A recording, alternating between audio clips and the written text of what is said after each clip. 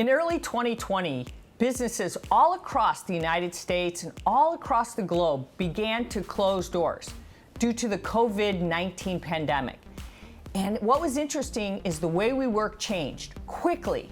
Now many construction companies are discovering they have to adopt new technology on the job site in a totally different way prior to the COVID-19 coronavirus.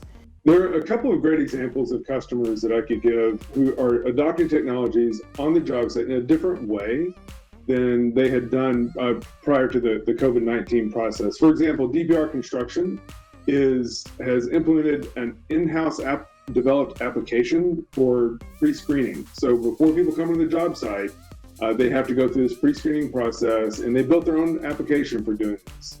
They're doing temperature checks at the job site entrances, mandating PPE for people, and then verifying that through photographic and other evidence. And then they're using the information captured through 3D laser scanning to verify the spacing and how people are going to fit on the job site. And they are one who has let us know that they are seeing a bit of a uptick in performance when they're thinking about how they're using BIM and virtual design and construction to do very intense short interval planning to minimize the trade stacking on the job site. Now let's take a look at one more example. Another contractor that has adopted a new solution is AKP Scotland. And what they've done is they've retained Multivista to go to the job site and collect 360-degree digital progression captures, not only of the status of the job when they had to shut the job site down, but then upon restart, doing a weekly capture of the progress on the job site. So it gives a line in the sand of where the project was when the job shut down.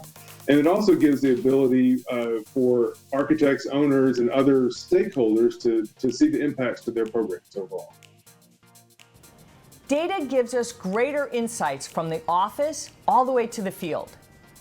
It will help do things you never knew possible. To be more successful, you have to be safer, productive, even efficient.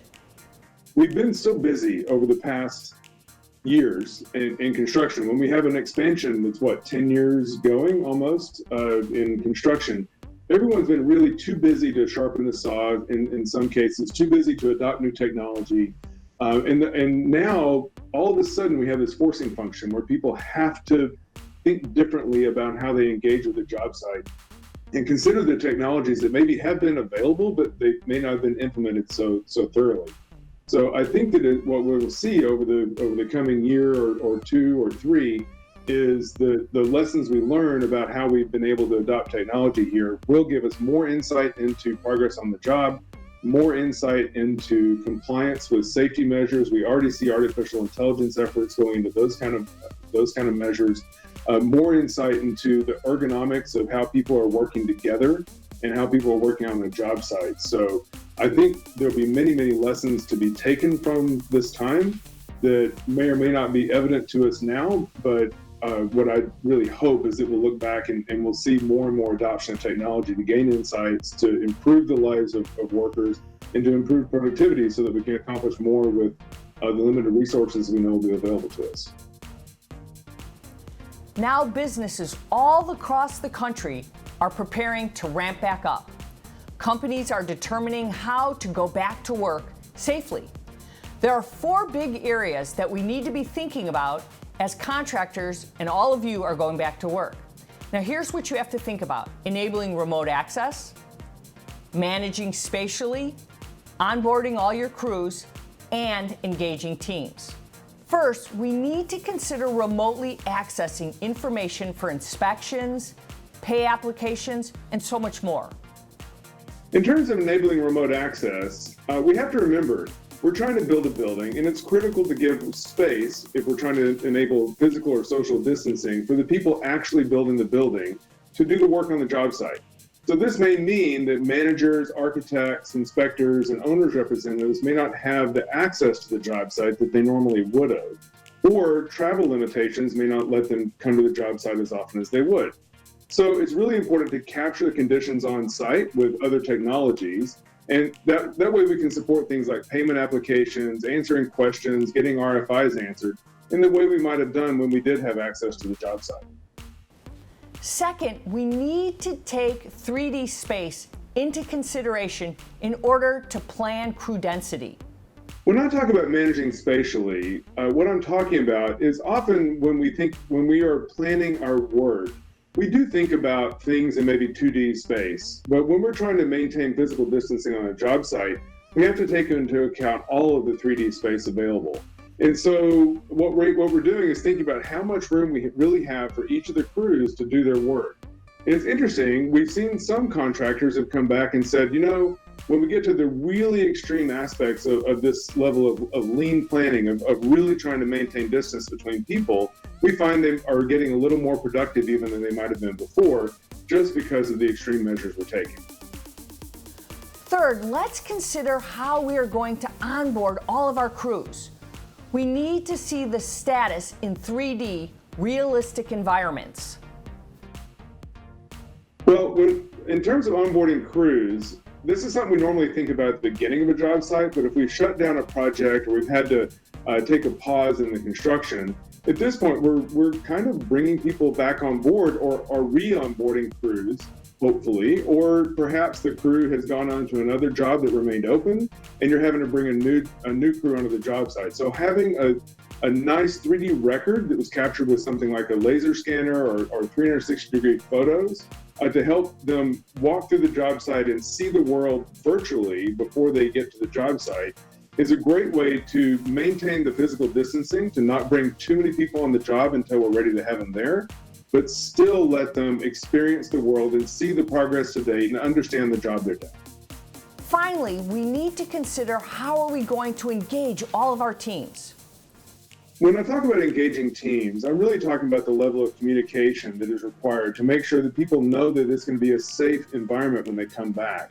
So in addition to the communication that we should be all engaging in right now in terms of over-communicating about the safety and the measures we're taking on the job site, we can also use the 3D technologies, online viewing of point clouds or online viewing of 360-degree photos to help people understand how they're going to navigate the job site, what the environment's going to look like when they get in there. Imagine back when you first went into a grocery store or a home improvement store during this time of social distancing. It's a bit apprehensive just to walk in the door, but once you understood the lay of the land, it was a lot more relaxing. And we're trying to do the same thing for crews and help them understand what it's going to be like when they come back to work. Think about this way. Naturally, technology is going to help us in all the things in all these areas like laser scanning and 3D photo documentation. I think there are a number of technologies that companies can and should be using to address all this. One of them, in terms of getting measurable, very accurate data on the job site, of course, the top of that list for me would be 3D laser scanning. And there's a broad range of solutions you can bring to bear. From a terrestrial, such as a BLK 360 from Leica or an RTC 360 from Leica, all the way up to indoor mobile mapping solutions like the BLK to Go, are all types of laser scanning technologies that you can bring to this problem. In addition, 3D photo documentation has grown in popularity and importance. You can do it yourself, or you can hire services like Multivista to come out and do this for you. But in any case, documenting in terms of imagery and as measurable a way as possible is absolutely critical. Even measurable images can provide a big value. One of the things that's interesting today is that it's possible to have measurable images, such as with the Leica BLK 3D, where simply taking an image with a device similar to a mobile phone or other device results in measurable data that can be used by people that are remote from the job site. Live webcams can also contribute to the needs of the job site. One of the technologies that's also available to us is what a live webcam. So webcams can either take images on a periodic basis, or it can be a live view into the job site. So in either case, this is a constantly collecting source of data that can be used then for evaluating whether people are maintaining social distancing on the job site, evaluating progress because it's always being captured, or even observing to see if proper PPE is being used. In addition, not only is there ability to have a live webcam, but much of this data can be used in cloud collaboration software. whether it's viewing a point cloud through Leica's TrueView software, or maybe even connecting this information into your collaboration platforms such as Procore or Autodesk BIM 360. What's most interesting here is that even technology companies are noticing new trends. For instance, in just a couple of months into COVID-19 crisis, the adoption of a 3D laser scanning is accelerating at such a rapid clip. And we also see a real rise in adoption of people accessing data that is stored online. So that idea of cloud collaboration and using and accessing 3D and 2D imagery data that's stored online to support processes like a pay application or answering to an issue or an RFI or keeping a job moving even when they couldn't jump on an airplane. So when we talk to users about why they've been accessing the data online, those are the kind of insights we've been able to gain. I suspect as we move along over the next several months, we'll continue to get more and more insight into how people are behaving differently given the different norms of access to job site, of interaction between people and process and technology. And as time goes on, more and more of all of you contractors will discover the true abilities and the strengths of data.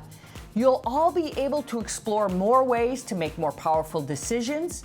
And as construction is changing and evolving in new and interesting ways, all while you are moving forward with innovative technology. But I guess here's the question: what's the next step you are going to take?